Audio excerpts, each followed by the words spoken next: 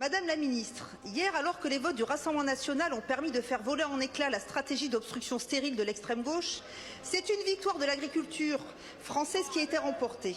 Si cette proposition de loi pour lever les entraves à l'exercice du métier d'agriculteur n'est pas parfaite, n'allant pas aussi loin que nous voudrions dans la fin des surtranspositions, elle représente incontestablement un progrès pour nos fermes qui ne peuvent plus longtemps supporter le fardeau normatif plus lourd que partout ailleurs qui leur est imposé.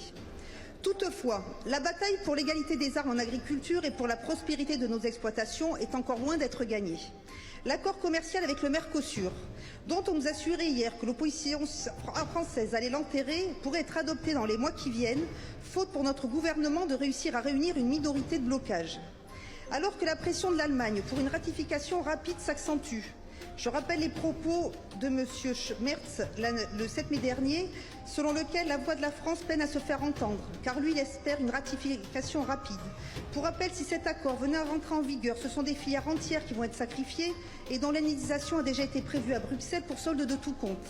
100 000 tonnes de bœuf au droit de douane réduit de plus de 80%, 180 000 tonnes de volailles, 180 000 tonnes de sucre et 650 000 tonnes d'éthanol totalement exonérées. Qui peut croire encore que de telles clauses peuvent laisser notre agriculture indemne? Promettez-vous à nos agriculteurs que la France fera échouer ce projet d'accord? Ou bien leur admettrez-vous qu'avec Emmanuel Macron, la France, second contributeur net au budget de l'Union européenne, est condamnée à l'impuissance politique?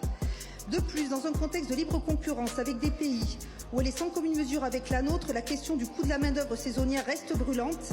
Pérenniser le dispositif TODE que nous demandions d'ailleurs depuis des années, comme nous l'avons fait dans le dernier budget, est un signal positif qu'il fallait bien sûr envoyer, mais qui ne résout rien dans le problème.